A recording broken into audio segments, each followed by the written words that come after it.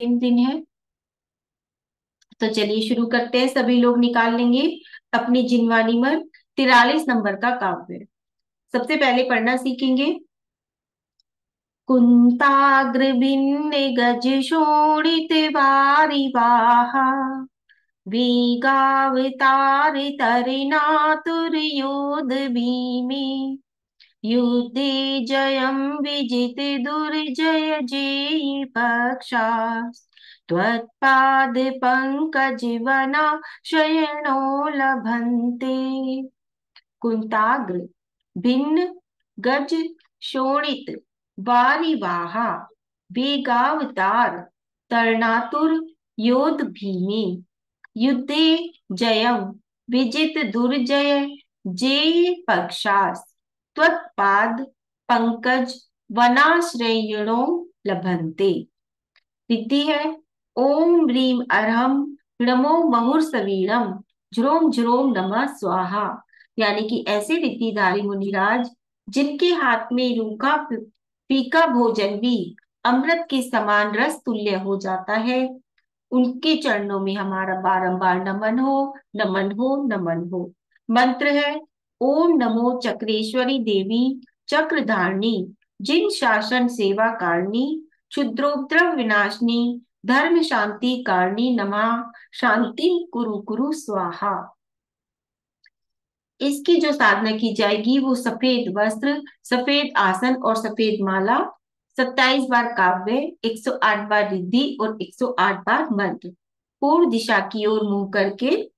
और इसके जो लाभ हैं वो है कि ये जो काव्य है, 43 नंबर का जो काव्य है वो सर्व शांतिदायक काव्य है।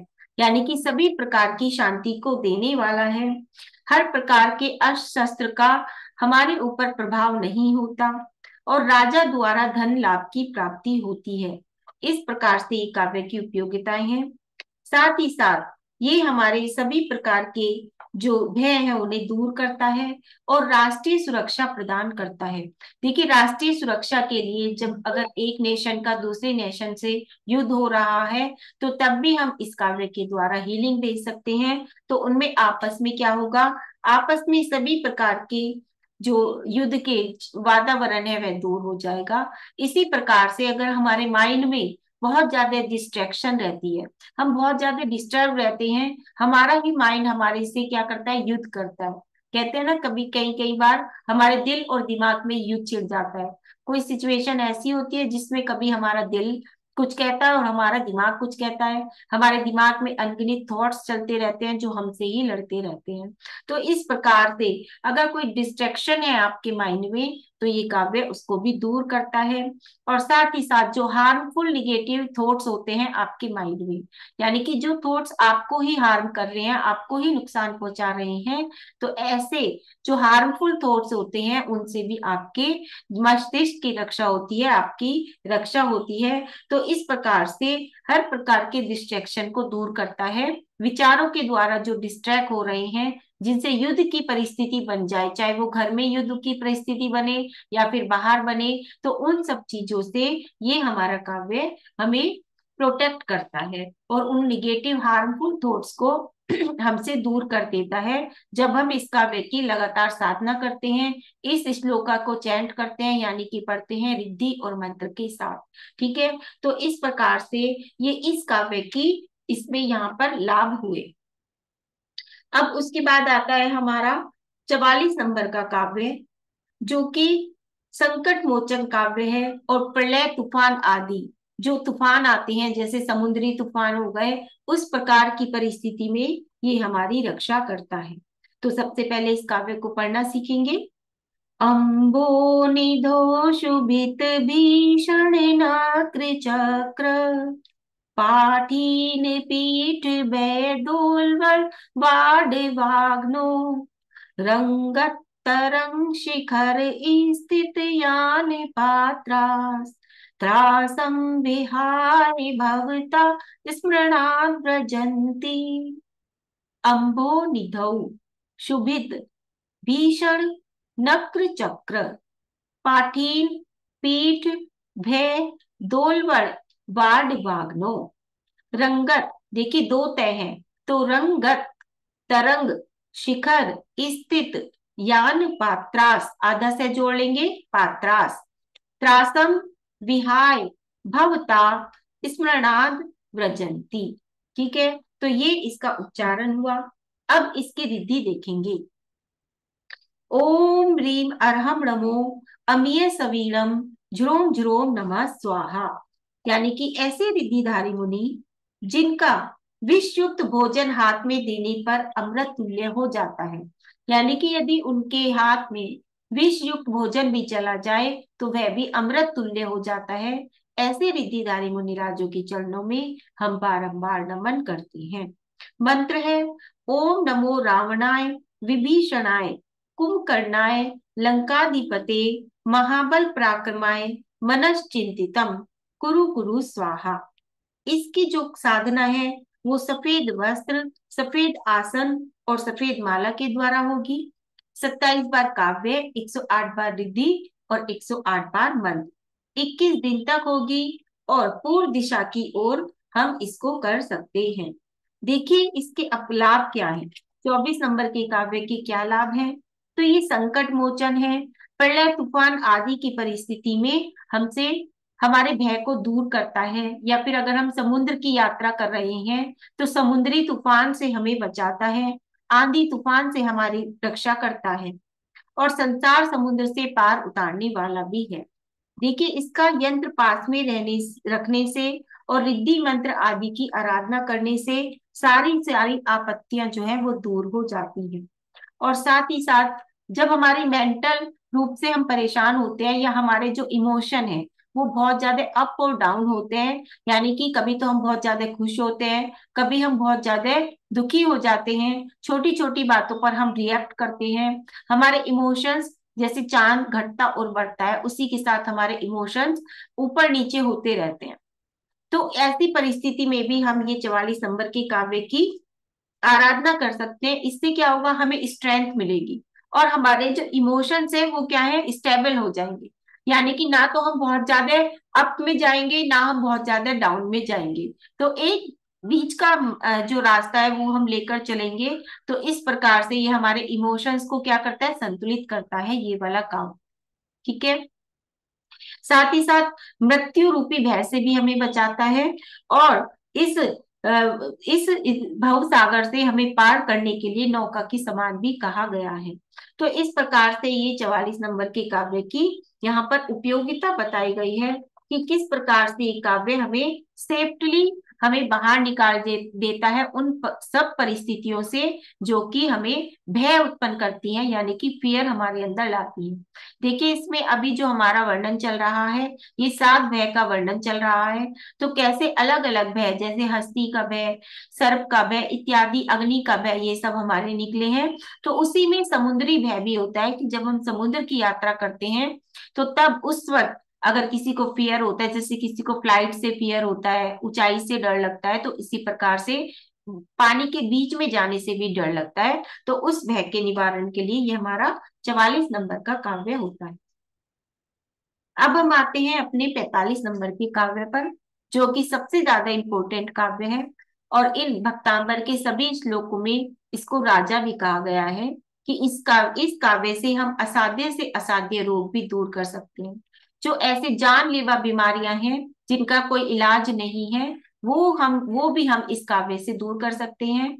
जिनका इलाज डॉक्टर के पास भी नहीं है उन सारी बीमारियों का इलाज भी हम इस 45 नंबर के काव्य से कर सकते हैं।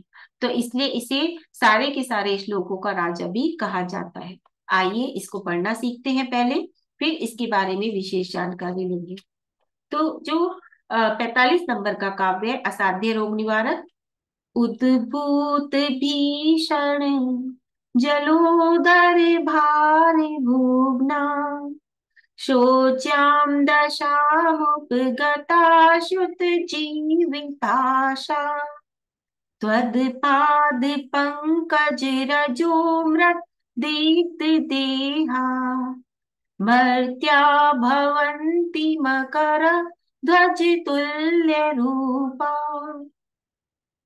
उद्भूत भीषण जलोदर भार भोगना शोच्यान दशा मुपगताश्युत जीविताशा त्वत्पाद पंकज रजोमृत दीप्त देहा मर्त्या भवंती मकर ध्वज तुल्य रूपा।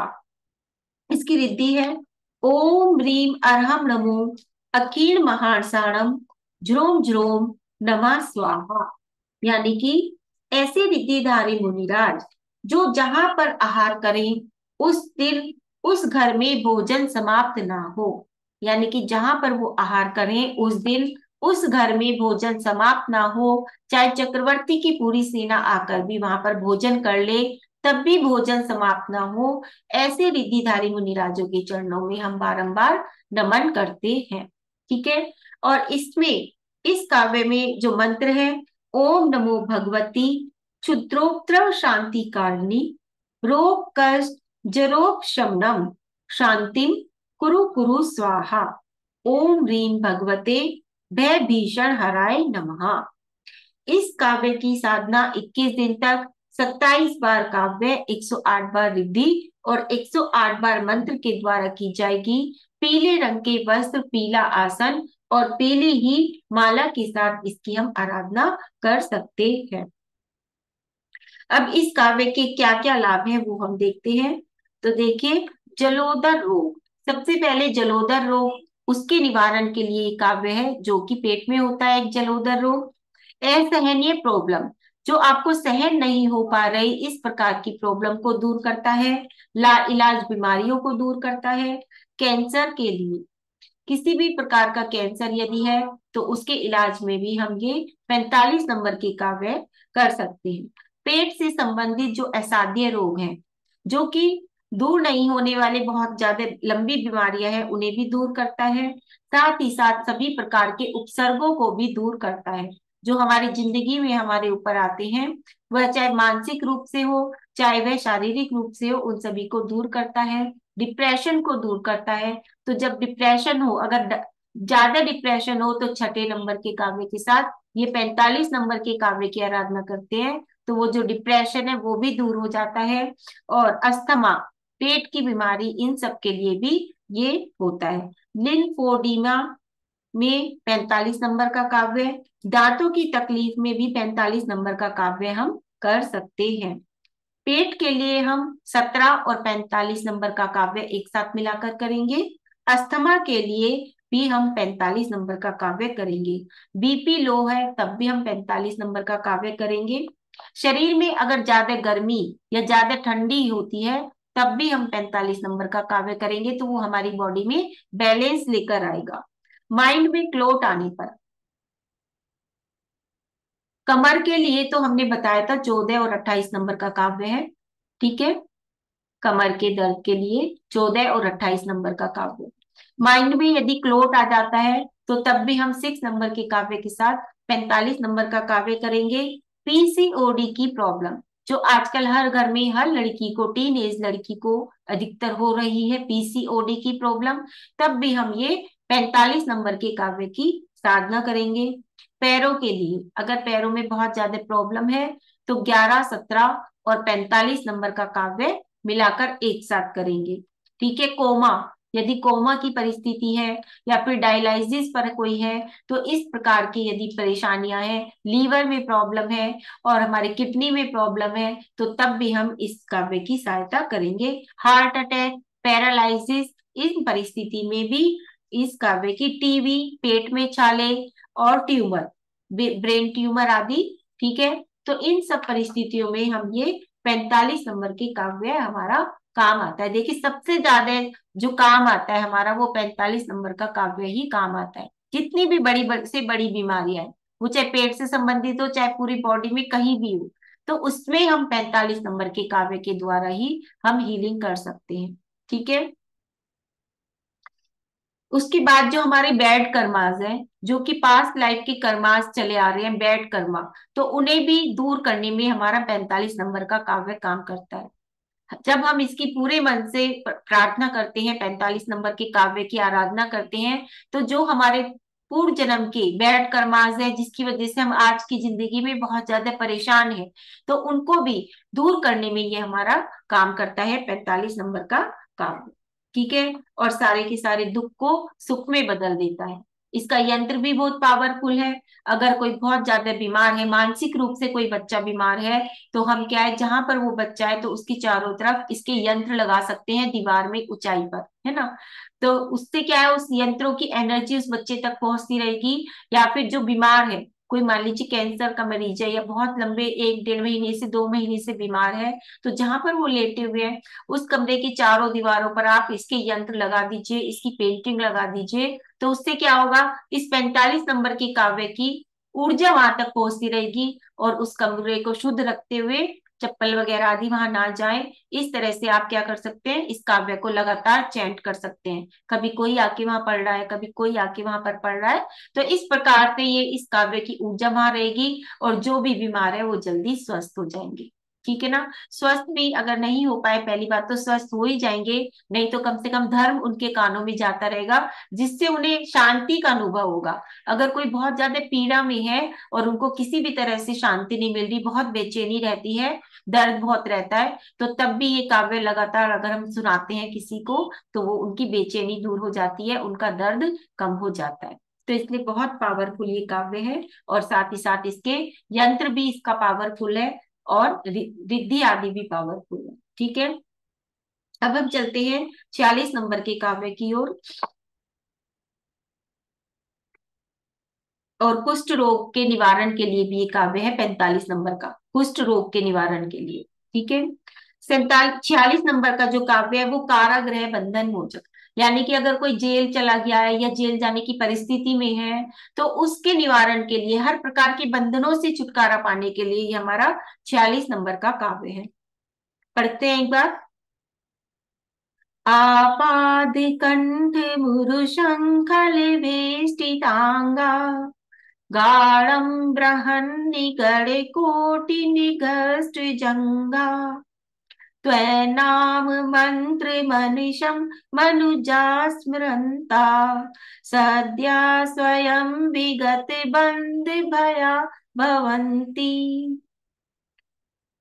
ओम ह्रीं अर्हं नमो वडमाणाणम ज्रोम ज्रोम नमः स्वाहा। यानी कि ऐसे विधिधारी मुनिराज जिनका ज्ञान बढ़ता हुआ हो, उन्हें हम प्रणाम करते हैं। जिनका ज्ञान बढ़ता हुआ हो, यानी कि कम नहीं होता, बढ़ता ही जाता है, तो ऐसे रिद्धिधारी मुनिराजों को हम क्या करते हैं, नमन करते हैं, नमोस्तु करते हैं। उसके बाद है मंत्र। ओम नमो राम रीम श्रीम ह्रूम ह्रोम हरा ठा ठा ठा जा जा जा छाम छीम छूम छोम छ स्वाहा। इसकी हम कैसे करेंगे, तो इसकी पीले वस्त्र, पीले आसन और पीली माला, 27 बार काव्य, 108 बार रिद्धि और 108 बार मंत्र, 21 दिन तक पूर्व दिशा की ओर मुख करके हम इसकी साधना करेंगे। ये जो काव्य है इसके क्या लाभ है, तो देखिए, ये जो काव्य है ये हमें हर प्रकार के बंधन से छुटकारा दिलाता है, वह चाहे हमारा जन्म मरण का बंधन हो, चाहे हमारा कोर्ट केस का बंधन हो, अगर किसी पे कोर्ट केस चल रहा है तो वहां से छुटकारा दिलाता है। किसी की जेल जाने की परिस्थिति बन गई है और वह इनोसेंट है, यानी कि उसने कोई गलती नहीं की, लेकिन पूर्व जन्म का ऐसा उदय आया कि वह किसी न किसी केस में फंस गया और वो जेल जाने के लिए है, तो तब भी हम इस काव्य को यदि निरंतर करते हैं तो हमें उस बैड कर्मा से हमें रिलीफ मिलता है। और क्या होता है, फिर हम वो कोर्ट के वादी हमारा सब समाप्त हो जाता है। ठीक है। मोह की बंधन से यह हमें दूर करता है। मान लीजिए कोई बहुत ज्यादा मोही पुरुष है या स्त्री है, तो वह भी इस काव्य की आराधना करते हैं, तो हमारा मोह कम होता है। जो हमारा दूसरों के प्रति मोह है, जिसकी वजह से हम बहुत ज्यादा परेशान रहते हैं, दुखी रहते हैं, तो उस मोह को भी कम करता है।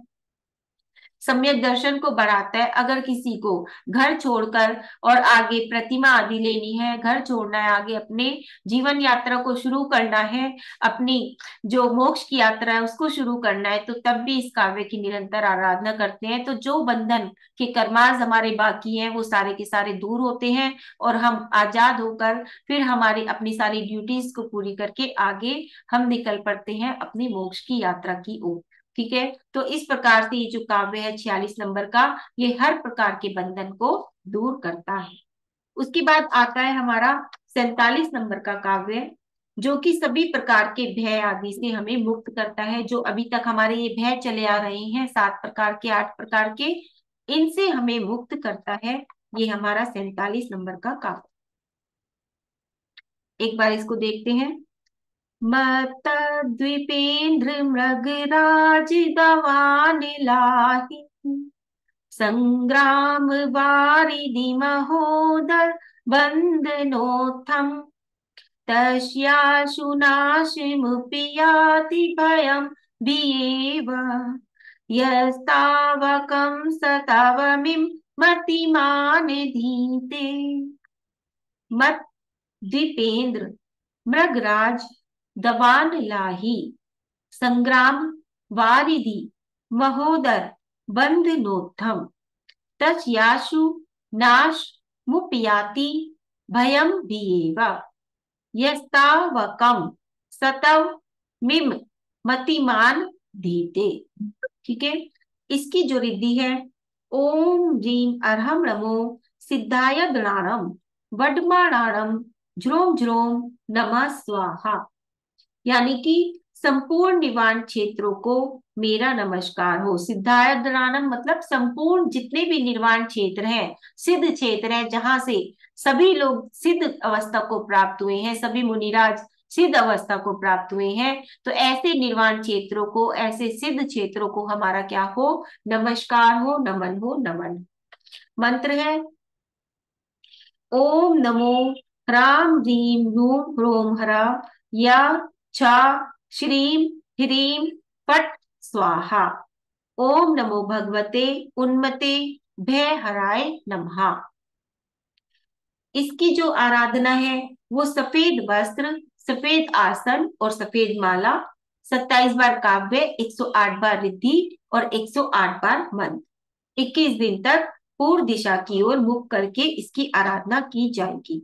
अब ये जो काव्य अभी तक तो हम बता रहे थे अलग अलग भय, है ना, जैसे कि हस्ती का भय और जितने भी हमारे भय निकले थे वो सारे के सारे, कि अस्त्र शस्त्र का भय, है ना, युद्ध का भय, समुद्री तूफान का भय, सर्प का भय, तो जितने भी ये हमारे भय निकले थे, तो ये सब वो तो अलग अलग काव्य थे। लेकिन अब 47वें नंबर के काव्य में उन सारे भय के निवारण के लिए ये एक काव्य यहाँ पर दे दिया गया है, यानी कि समस्त प्रकार के भय दूर हो जाते हैं इस 47 नंबर के काव्य को जब हम निरंतर लगातार पढ़ते हैं। ठीक है, तो देखिए सबसे पहले है फियर, डर। हमारे मन में क्या होता है, डर होता है, और डर भी दो प्रकार का होता है। एक तो होता है कि नॉर्मल फियर, नॉर्मल डर होता है। एक होता है हमारा इमेजिनरी, हम जो इमेजिन करते हैं वो वाला फियर। मान लीजिए बच्चा स्कूल गया हुआ है और अभी लौट कर नहीं आया स्कूल से, टाइम हो गया है, 10 मिनट लेट हो गया है, तो हम क्या है, अनगिनत विचार हमारे दिमाग में आ जाते हैं। कहीं बच्चे को कुछ तो नहीं हो गया, आज लेट क्यों हो गया, आज ये क्यों हो गया, अनगिनत विचार हमारे दिमाग में आते हैं। तो वो क्या है, एक डर, वो डर है कि कहीं कुछ हो नहीं गया, कहीं कुछ हो ना जाए। हम सिर्फ सोचते मात्र इतना सारा सोच लेते हैं किसी एक सिचुएशन में, चाहे वो काम हो ना, लेकिन सोच सोच के तो वो इतने डर के अंदर हम आ जाते हैं कि वो डर फिर हमें हमें ही हार्म करता है, हमारी बॉडी को ही हार्म करता है। वो हमारे अंदर जम जाता है, वो डर कहीं ना कहीं हमारे अनकॉन्शियस माइंड में बैठ जाता है, और फिर वही चीज क्या होती है, मैनिफेस्ट होनी शुरू हो जाती है। क्योंकि हम इतना डरते हैं, इतना सोचते हैं, और अपने अनकॉन्शियस माइंड में, अवचेतन मन में हम क्या बिठाते रहते हैं, उस डर को फीड करते रहते हैं, उस डर को बिठाते रहते हैं, और फिर वही चीज क्या हो जाती है, मैनिफेस्ट होनी शुरू हो जाती है। तो उन सबके निवारण के लिए ये हमारा 47 नंबर का काव्य है। ठीक है, तो इसको हम क्या करते हैं, इस काव्य को जैसे, और कौन कौन से डर है, सबसे पहले तो देखिए कि एनिमल्स का, वाइल्ड एनिमल्स का डर होता है, वार का यानी कि युद्ध का डर होता है, और अर्थक्वेक का, जैसे अर्थक्वेक का डर है, लैंडस्लाइड्स का डर है, हाइट का डर है कि ऊंचाई से डर लगता है, पानी के अंदर जाने का डर है। तो इस प्रकार से अनगिनत डर हमारे अंदर होते हैं जिनको हम क्या करते हैं, दूर नहीं करते हैं। और तो वो कैसे दूर कर सकते हैं, तो वो हम भक्ति के साथ, विश्वास के साथ, ट्रस्ट के साथ उसे हम कम कर सकते हैं, ओवरकम कर सकते हैं अपने हर प्रकार के डर को, अपने हर प्रकार के फियर को। ठीक है। तो इसलिए जब भी हमें डर लगे, या किसी को भी, कोई बच्चा डरता हो, रात में सपने से डरता हो, कैसे भी हम खुद भी डरते हैं, तो हम क्या है, ये 47वें नंबर का काव्य पढ़ना शुरू कर दे। मान लीजिए कोई ऐसी सिचुएशन है कि एकदम से अर्थक्वेक आ गया, या फिर कहीं आप गए और आपको डर लग रहा है, सुबह ही सुबह आप 5 बजे मंदिर जा रहे हैं, आपको डर लग रहा है ना। तो इस तरह से किसी भी तरह का अगर डर आपके ऊपर हावी होना शुरू हो जाता है, तो तब आप ये 47 नंबर का काव्य लगातार पढ़ते रहेंगे, तो क्या है, वो डर आपका दूर हो जाएगा और आप जहां जाना चाहते हैं वहां पहुंच जाएंगे। ठीक है। तो इस प्रकार से ये जो 47 नंबर का काव्य है, वो सब प्रकार के भय को, सब प्रकार के डर को हमारे दूर करता है। उसके बाद आता है हमारा अंतिम काव्य, यानी कि 48 नंबर का काव्य, जो कि लक्ष्मी प्रदायक है, मोक्ष लक्ष्मी को देता है, साथ ही साथ सब प्रकार की धन लक्ष्मी को भी देता है। जितनी भी प्रकार की लक्ष्मी की हमें प्राप्ति हम चाहते हैं, वह सभी हमें ये 48 नंबर का काव्य देता है। सबसे पहले इसको पढ़ना सीखेंगे।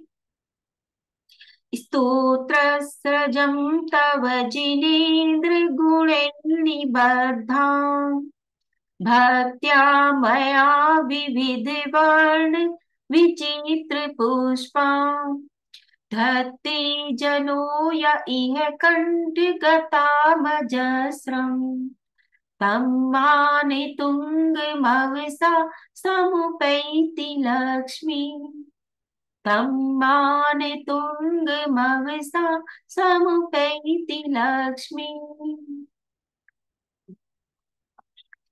इसकी देखिए, स्तोत्रस सृजम तव जिनेन्द्र गुणैर, नी के ऊपर जो रह है वह भी जोड़ लेंगे, गुणैर निबद्धाम, भक्त्या मया विविध वर्ण विचित्र पुष्पाम, दत्ते जनो या इहा कंठ गता मजस्रम, तम मानतुंग मवसा समुपैति लक्ष्मी। ठीक है।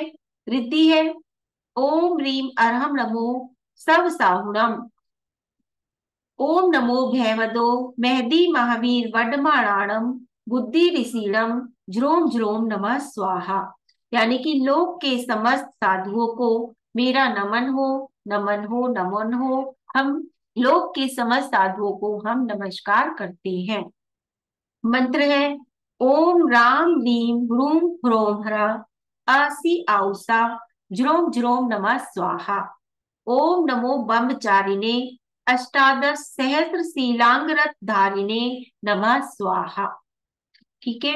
अब इसकी जो साधना है, पीले वस्त्र, पीले आसन, पीली माला, 21 दिन तक होगी, और 27 बार काव्य, 108 बार रिद्धि और 108 बार मंत्र।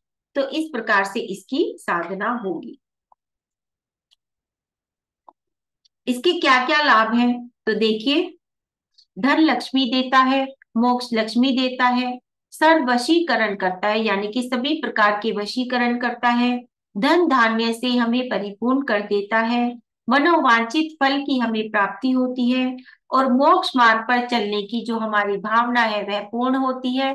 साथ ही साथ हमारे व्यापार को बढ़ाता है, और अगर हमारा पैसा कहीं अटका हुआ है तो उसे भी हमें दिलाने में मदद करता है। ठीक है। हमारे कैश फ्लो को बढ़ाता है। तो इस प्रकार से ये काव्य हमारा बहुत ज्यादा इम्पोर्टेंट हो जाता है। ठीक है। और साथ ही साथ सभी 8 प्रकार की लक्ष्मी होती है, देखिए, वह भी हमें इसके द्वारा प्राप्त होती है। तो वह है आदि लक्ष्मी, धन की लक्ष्मी, विजय लक्ष्मी, धन धान्य लक्ष्मी, विद्या लक्ष्मी, संतान लक्ष्मी, गज लक्ष्मी और मोक्ष लक्ष्मी। इस प्रकार से 8 प्रकार की लक्ष्मी हमें प्राप्त होती है इस काव्य के माध्यम से, और हम दिन पर दिन हम उन्नति की ओर बढ़ते चले जाते हैं। ठीक है। तो इस प्रकार से ये जो काव्य है 48 नंबर का, ये सभी प्रकार की लक्ष्मी प्रदान करने में सहायता करता है। और इस काव्य के साथ ही साथ हमारी ये जो माला थी, ये जो श्रृंखला थी भक्तांबर स्तोत्र की, वह आज पूर्ण होती है। और अगर किसी को कुछ पूछना है तो पूछ सकते हैं।